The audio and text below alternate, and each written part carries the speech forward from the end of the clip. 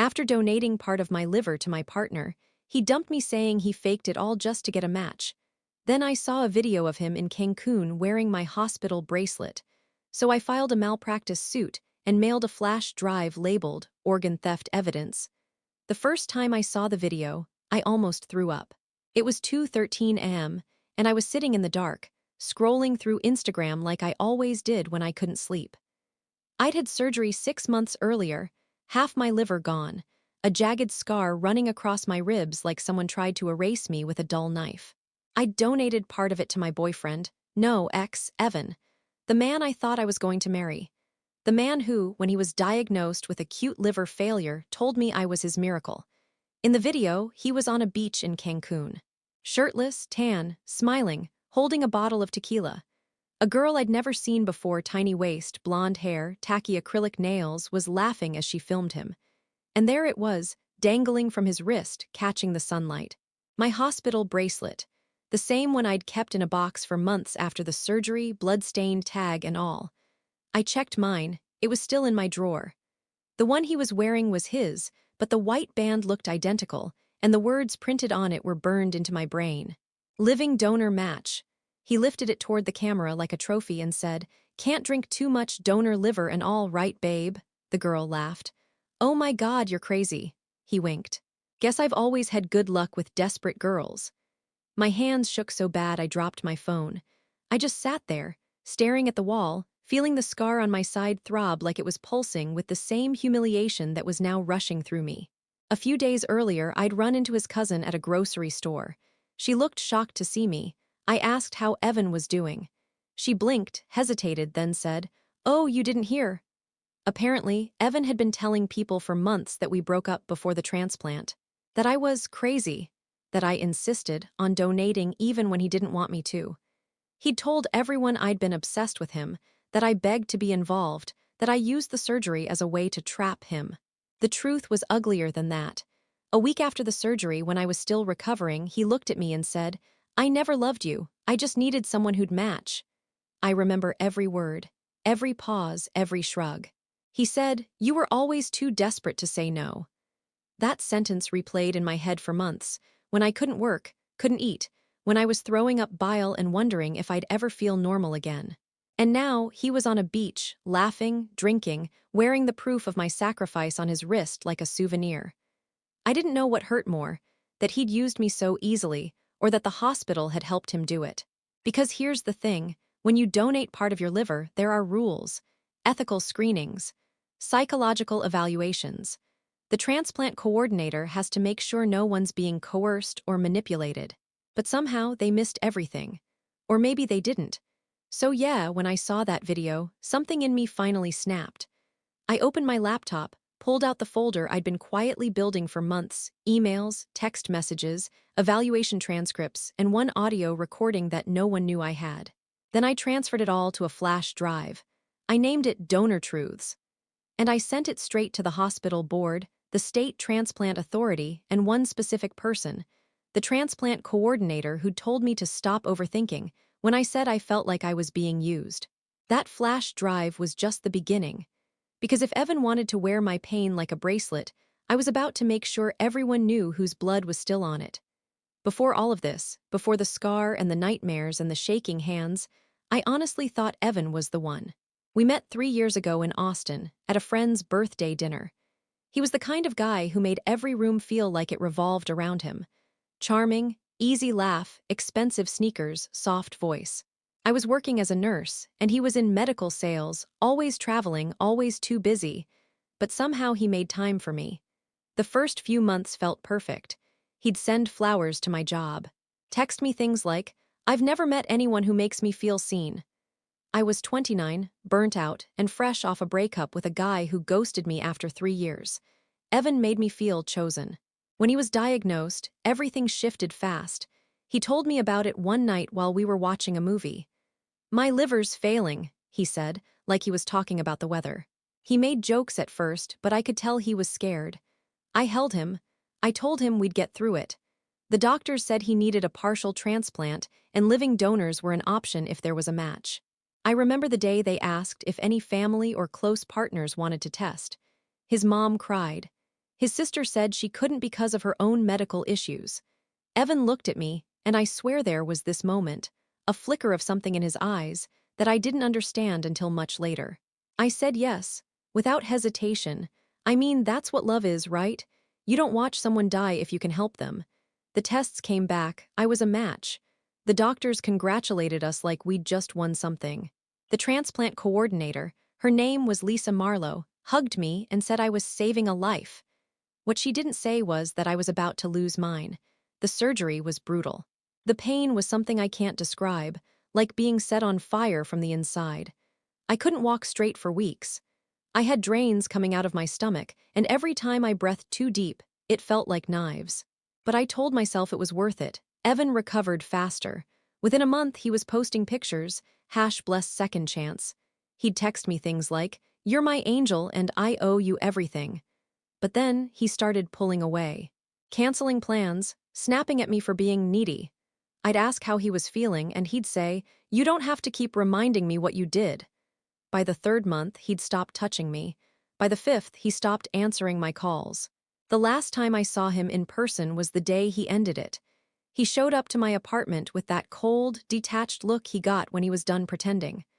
"I never loved you," he said, leaning against my kitchen counter like he was bored. "You were just convenient. You kept saying you'd do anything for me, so I let you." I remember my chest tightening like my body couldn't even process it. I asked, "So it was all fake?" The tests, the evaluations, they asked if we were emotionally stable for this. "You said yes." He smiled. "They don't really check that stuff," he said. "They just want the boxes ticked. And you were too desperate to say no." He walked out that day, leaving me with stitches that still hadn't healed and a silence that felt heavier than the surgery itself. I spent the next few months trying to rebuild. But I couldn't shake this thought. How did the hospital not see through him? The questions, the screenings, they were supposed to protect people like me. Then one night, while I was trying to fall asleep, I remembered something. A strange conversation, during one of the evaluations. Lisa, the transplant coordinator, had asked me if I was sure. Evan had interrupted and said, "She's solid, she's not going to back out." Lisa didn't question it. She just smiled and moved on. Back then, it felt harmless. Now, it felt like a clue, and I was about to start pulling on that thread until everything unraveled. I didn't go into this planning revenge. At first, I just wanted answers. I wanted to know how someone like Evan could manipulate an entire transplant team, pass psychological evaluations, and get approved for a living donor surgery without anyone noticing. So I started digging.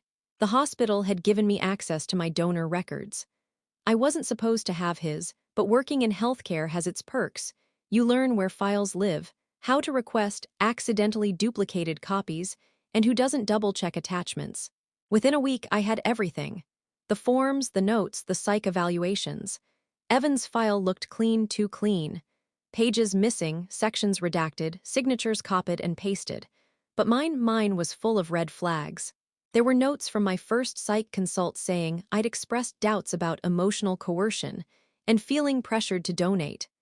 I didn't even remember saying it out loud, but apparently I had. The psychologist had underlined it twice. That was before my second evaluation. The one done by Lisa Marlowe, the transplant coordinator. The version submitted to the ethics board had no mention of my doubts. It just said, "Donor expresses full understanding of procedure, appears emotionally stable, no signs of coercion." Except the signature wasn't mine. I compared it to my driver's license. The loop on the Y in my name was wrong. The A was shaped differently. Someone had forged it. That's when I realized it wasn't just Evan. Someone in that hospital had helped him, and Lisa was the common denominator. I started paying attention to her social media. Her LinkedIn said she'd been with the transplant program for 8 years. A few congratulatory posts from patients, photos of successful surgeries. But then I saw something buried in the comments of an old post. Evan had commented, "Forever grateful green heart," 2 months before he was even officially listed as a candidate. I checked the hospital logs. The date didn't match his approval timeline. He shouldn't have known her that early. That meant they'd been in contact before he was even on the transplant list. I didn't know what that meant yet, but it didn't feel right. Then, one night, while I was going through my old phone backups, I found something I'd forgotten about, a voice memo from the day of my pre-op meeting. I'd recorded it because I was nervous about the surgery and wanted to remember everything the doctors said.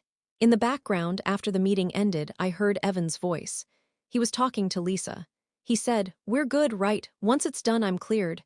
And she said, "As long as she signs everything, yeah, you'll get your life back. Don't make me regret this." My stomach dropped. It wasn't just him manipulating me. They were working together. I sat there in silence for hours after that, replaying the clip over and over, making sure I wasn't imagining it. It made too much sense. Lisa had fast-tracked his evaluation, signed off on everything, and made me redo my psych screening under her supervision. She'd covered the inconsistencies. She'd ignored my concerns. And for what? I didn't know yet, but I was done being quiet. That's when I started documenting everything: dates, screenshots, copies of files, even the names of every staff member involved. I backed them all up in encrypted folders. I didn't tell anyone. I didn't even tell my best friend. I just kept watching, waiting, connecting dots. Until one night, 2 months later, I got a call from an unknown number. The voice on the other end said, "If you care about your career, stop asking questions about Lisa Marlowe." Then they hung up. That was the night I stopped being a victim. That was the night I started planning.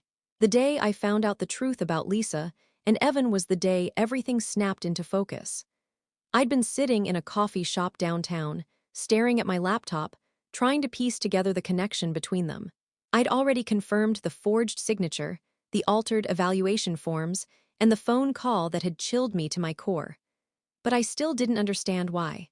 Why would a transplant coordinator risk her job and her license for someone like Evan? Then I got an email. It was from a burner address, no subject line, no signature, just one sentence and a link. "You should look at the Marlowe Foundation donor lists." At first, I thought it was spam, but something told me to check anyway.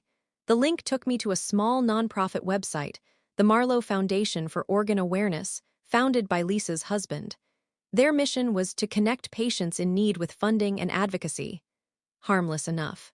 But when I looked at the donor records, I froze. There was Evan's name, listed under Gold Circle contributors. $25,000. The date? 3 months before the transplant. I clicked deeper. His company, Revita Medical Sales, had made a second donation, another $30,000, right before my psych evaluation. That's when it hit me. Lisa hadn't been helping Evan out of kindness. She'd been paid. He'd basically bought his way to the top of the transplant list, and she'd made sure the perfect, emotionally gullible match, wouldn't stop it. That's why she rushed my screening. That's why she ignored my doubts. That's why she told me to stop overthinking. I was their insurance policy, and I had proof. I pulled up my hospital portal again and went through the timestamps on the uploaded documents. My evaluation had been marked as completed before my appointment even happened. Someone had pre-signed it. It wasn't incompetence. It was fraud. When I finally stood up from that table, my hands were trembling so hard I nearly dropped my coffee. I felt sick, betrayed by a man I loved and by a system I trusted with my body. I knew this couldn't just be about him. There had to be others, other donors who got pushed through under special circumstances. That night, I searched everything. Old patient reviews, local health board complaints, hospital lawsuit archives. I found 2 malpractice suits against the transplant program, both dismissed quietly. Both involved irregularities in donor consent. Both handled by Lisa Marlowe. I remember sitting on my bed, staring at the screen, whispering to myself, "How many people did you do this to?" It wasn't just a love story gone wrong anymore. It was a cover-up. So I took everything I had, the fake signature, the donation records, the audio clip, and sent them to a lawyer I used to work with at the hospital. He specialized in medical ethics cases. I didn't tell him everything, just enough to make him curious. 3 days later, he called me back. "Do you have any idea what you've uncovered?" he asked. I said, "I think I'm starting to." He told me the board had been suspicious of Lisa for months, but they didn't have evidence. My file changed that. Then he paused and said something that made my blood run cold. "Your surgery, it might have been approved under falsified documentation. If that's true, your consent wasn't legally valid. Which means," I finished the sentence for him, "which means I was assaulted under medical law." The silence that followed was heavy. He said, You could take them all down, but you have to be careful. People like this don't go quietly. I didn't care. I'd already lost half my liver. What else could they take from me? That night, I decided I wasn't just going to expose them, I was going to destroy them. And the first person on that list was Evan. Because while Lisa might have helped him cheat the system, he was the one who smiled at me through the lies. The one who called me desperate. The one who turned my body into his cure and my pain into a punchline. I was done crying. I was ready to make him feel everything I felt. I told myself I would be surgical about it. Not with a scalpel, with paperwork, timing, and cold, deliberate patience. Evan had turned my body into a transaction. So I decided to make his life into a ledger he couldn't erase.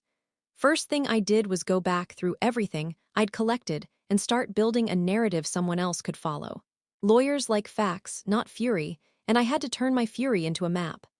I printed transcripts, timestamped the voice memo, highlighted the forged signature, and had the donation records notarized. I copied hospital logs, pulled archived versions of the Marlowe Foundation pages, and saved screenshots of Evan's social posts. I labeled every file clearly, dates, names, places, because evidence gets dismissed when it's messy. I hired a lawyer who had once told me, over takeout in the hospital break room, that he'd never lost a case against hospital fraud. He called it institutional inertia.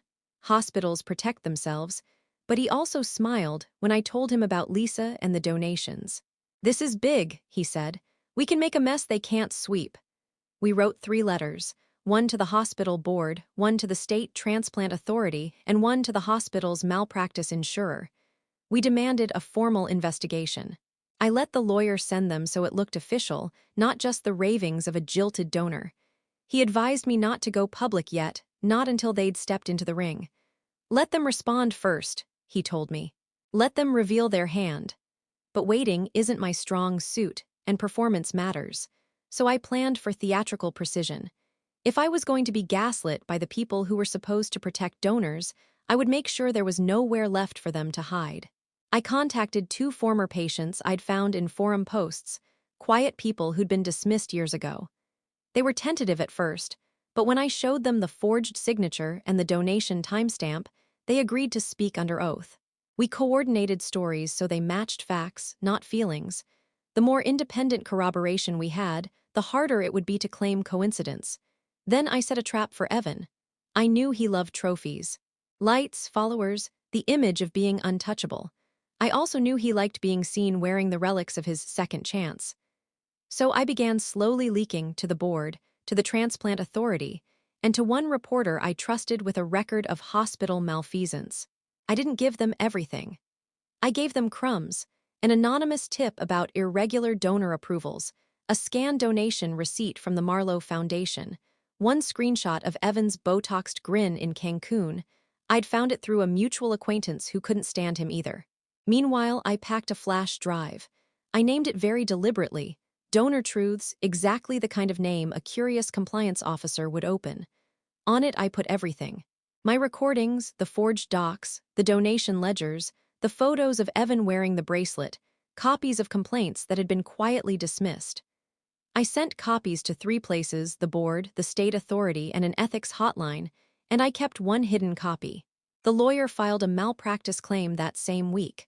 The board replied with a perfunctory email acknowledging receipt.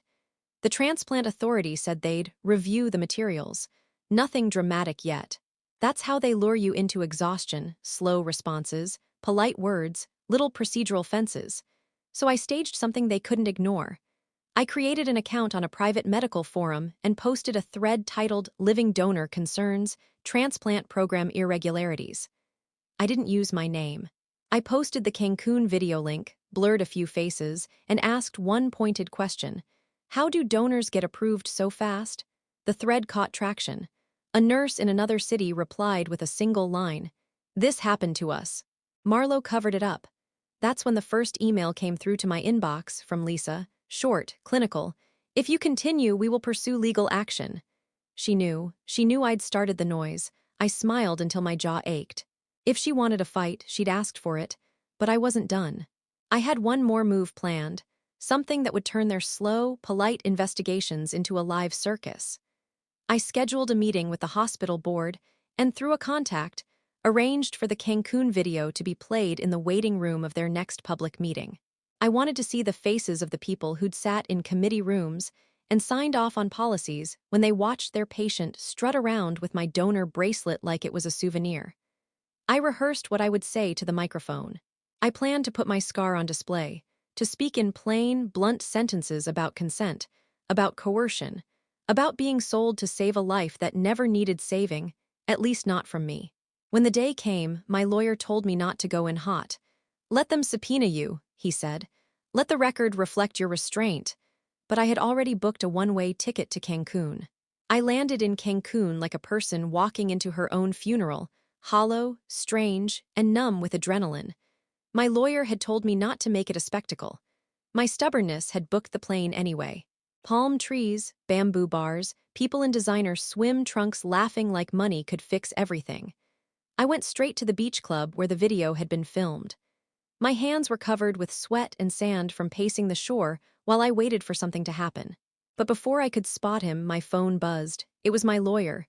"Change of plan," he said. His voice was thin. "Get back on the next plane home. We had a complication."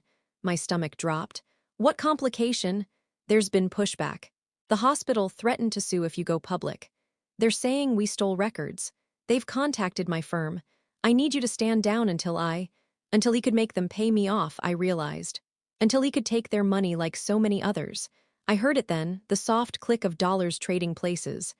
"Are you serious?" I asked. "You promised." "I know," he said. "I'm sorry." The line went stale. He was gone. The resort's security intercepted me an hour later. Pretty, bored men in khaki told me I couldn't film on private property. They didn't ask who I was. They had a stack of papers. A cease and desist fax from the hospital's legal team, an injunction to take down any online material. The lawyer's complication had teeth, subpoenas, threats, and the eerie efficiency of people who knew the angles. I left with my phone in my hand and a fury that felt like a living thing. That night, I sat under a mosquito net in a cheap motel room and replayed everything I'd thrown at the board. The forged signatures, the donation receipts, the voice memo. My lawyer's vanishing act didn't shock me so much as it confirmed what I'd been starting to suspect for months. People I trusted were selling me out. Then a message popped up from an unknown number. It was a photo, blurry but obvious enough, a lab printout with Evan's name, his blood work, and a column labeled MELD score. 7 for context. 7 is low. Livers with a MELD that low don't usually qualify for transplant. Below 10, most transplant committees refuse elective live donors. Under the photo, 3 words: check file revisions. No name, no caller ID, a whistleblower, a friend, a stranger with a conscience. I didn't know and I didn't care. I forwarded the photo to the backup flash drive copy I'd hidden, and then I started combing through the hospital portal again. The one I'd copied files from. At first glance, Evan's chart looked damning in the way a theatrical set looks real under bad light. Everything in place. But the timestamps told a different story. The official referral to transplant was dated 2 weeks after a lab batch that, when read properly, showed hepatic function within normal limits. It meant someone had either falsified his diagnosis or artificially inflated his urgency in the records they submitted. The Marlowe Foundation donations lined up not with his illness, but with the paperwork, corrections, someone had made. I tried to breathe. I had to be careful. This wasn't just fraud anymore. This was someone stealing my body to make a lie look real. I called the unknown number back. A voice answered, young, tired, and shaking. "I'm his sister," she said. "He's been lying. He's been lying for years. Mom didn't know. I didn't know how to stop him. Lisa helped him get the tests changed." She told me things that felt like ice sliding under my ribs. Emails between Evan and Lisa that were flirtatious and transactional. A payment confirmation from Revita Medical Sales to the foundation. A meeting log with timestamps matching the forged documents. She sent photographs of hospital entries with marginalia in Lisa's handwriting. And worst of all, a copy of Evan's private messages bragging about how easy it had been to buy the system. When she said, "He never needed you," the words landed like a blow. Worse, they landed with an awful clarity. The surgery had been unnecessary. My organ had been given for a lie. I stayed up all night reading the files she sent. The outrage that had been hot and animal before settled into something more precise, the cold mathematics of betrayal. Someone had decided my body would be the price of a con. Someone had decided they could pawn my sacrifice as a story about heroism. And even with my lawyer gone and a gag order humming in the background, the sisters' messages were the most dangerous thing to them. She wanted out. She wanted the truth told. For the first time since the surgery, I felt not just violated but weaponized. I had a new problem. If I exposed them now, I'd be naming people who would bury me. If I waited, they'd fade the traces and put me on a permanent record as unstable and litigious. Either way, the next move would be dangerous. I clenched my jaw and typed one sentence into my phone's notes. Document everything. Trust no one. Bring receipts to a reporter. Then I hit send to an email address I'd never used before and to the unknown number that had saved me from sleeping forever. This was no longer just about revenge. It was about making sure no one else walked into an operating room thinking they were a hero when they were just currency. When the truth finally landed, it didn't come with a bang. It came in an email from the same unknown number that had sent me the lab photo. The subject line just said, "You need to see this." Inside was a series of scanned emails between Evan and Lisa Marlowe, unredacted, time-stamped with attachments. Each message read like a knife through paper. At first, I couldn't even believe what I was reading. Lisa had been running a side operation under the hospital's transplant program, taking payments from wealthy patients who wanted to skip the waitlist. Evan was one of them. He hadn't been sick enough for a transplant, not even close. His labs had been altered, and his urgent status had been fabricated with forged tests. That's how the Marlowe Foundation got its donations. That's why she'd fast-tracked him. She wasn't saving lives, she was selling them. But the worst part? Evan knew, not just knew, he'd planned it. Buried in the email chain was a PDF of his own making, a projection chart from months before he ever told me about his diagnosis. It was labeled donor options, viable matches. He had been researching me. There were notes in the margins. OB positive, age 29, no dependents, works in healthcare. Emotionally empathetic, probable yes if asked directly. Under that, a line that made my stomach turn, use relationship as leverage, keep until post-op clearance, end cleanly. That was me. My life, my love, my choice, reduced to a bullet point on his strategy sheet. Lisa had flagged it with a smiley face emoji. They'd both signed off on it. It was like reading my own obituary written by people who never saw me as human. He hadn't been dying. He'd been scheming. He wanted a new liver because he was afraid of long-term liver damage from steroid use. The same steroids he'd been injecting for years to keep up his fit rep look for social media and sales conferences. His liver wasn't failing. It was inflamed. He could have stopped using and recovered naturally. But that would have meant facing consequences. Waiting. Healing. He didn't want that. He wanted instant reset, and Lisa wanted money. In another email he wrote to her, "She's already worried. Keep her calm. I'll handle it once it's done." And Lisa replied, "Good, don't make her suspicious. I'll get psych to clear it." That's when I realized it. Every step, every word, every comforting touch had been planned. He'd never been scared, never been grateful, never been sick. He'd just been playing me. The worst line came at the end of one of his emails, sent the night before surgery. "She still thinks I love her. I'll make sure she feels like she's saving me. It'll make for a better story later." My blood went cold reading that. He had used my empathy as anesthesia. Lisa's last email to him read, "Congratulations in advance. Remember to send the second half of the donation to the foundation after post-op clearance." That was it. A transaction. Half a liver for $55,000. I sat in silence for a long time, just staring at the screen, the cursor blinking like a heartbeat. I wanted to scream. I wanted to destroy something. But mostly, I wanted him to feel what it's like to be used until there's nothing left. That's when I started understanding what my revenge really needed to be. It couldn't just be emotional. It had to be strategic, cold, calculated, and public. Because Evan didn't just betray me. He had exploited a loophole that could ruin other lives, other donors who'd trust the system like I did. He wanted to use my body to make himself new again. I was about to use the truth to ruin him completely. I learned early on that revenge that feels good is rarely messy drama. It's the kind of work you do in the dull hours, the late-night paperwork, and small, precise moves that look ordinary until they break someone's whole life. I didn't want him to suffer a cliché. I wanted his life to become as bureaucratically miserable as the way he'd weaponized mine. First, I built a chain that couldn't be dismissed as vindictive. The sister who'd texted me became my bloodline inside the mess. She quietly gave me emails and bank transfers. She agreed to testify. The two former donors I'd found agreed to go on record. My lawyer, the one who hadn't flinched at filing the malpractice complaint, found an investigative reporter at a regional paper who cared more about hospital corruption than the optics of a love triangle. I gave the reporter the flash drive I'd named Donor Truths, and I handed over an organized, time-stamped binder so there was no room to call it hearsay. We didn't go public with screeching accusations. We let the documents do the screaming.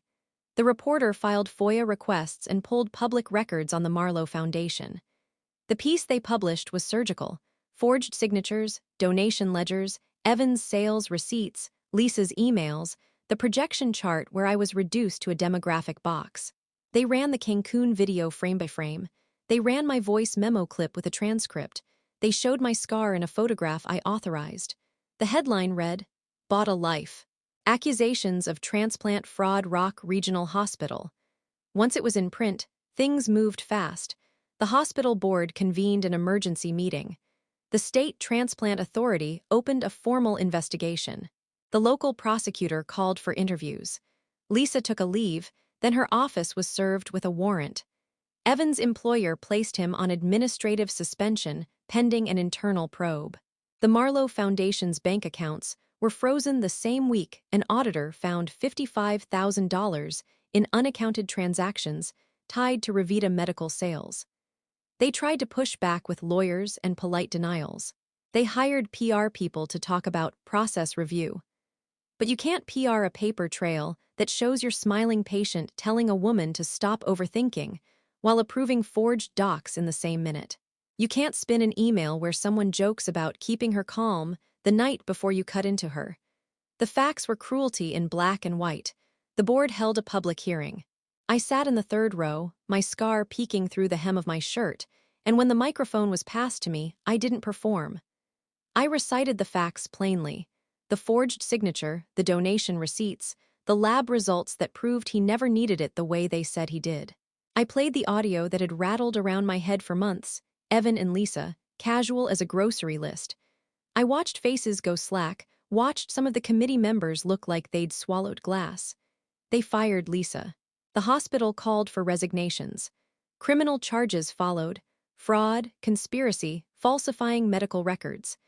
Evan was indicted on charges that had consequences beyond a social media humiliation. The Marlowe Foundation was dissolved.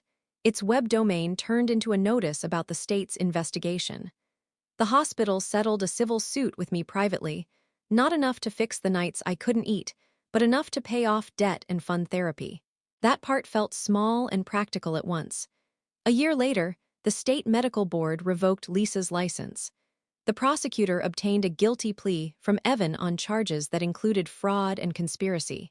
He was ordered to pay restitution, to speak at donor awareness seminars, and to write a public apology, the most performative public penance I could imagine. He read the statement with the same practiced charm he'd used on me. Only now, cameras captured every staged expression. I didn't dance on his grave. I didn't need to. The worst thing I wanted was to make a new kind of life for myself, one where the sharp parts dulled. I went back to work slowly, first part-time, then full. I met a therapist who didn't try to fix me. She taught me how to be patient with my body. I donated to a fund for donor advocacy. I testified at a conference about consent and coercion. The scar is still there. Sometimes I touch it like it's a map I'd rather not read. But the bracelet he wore in Cancun, it's in an evidence locker behind a seal, a tiny, ridiculous trophy of what he thought of me. If anyone asks what I learned, I tell them, people will try to use your goodness as currency. The trick is to price yourself honestly. Closure wasn't a punchline.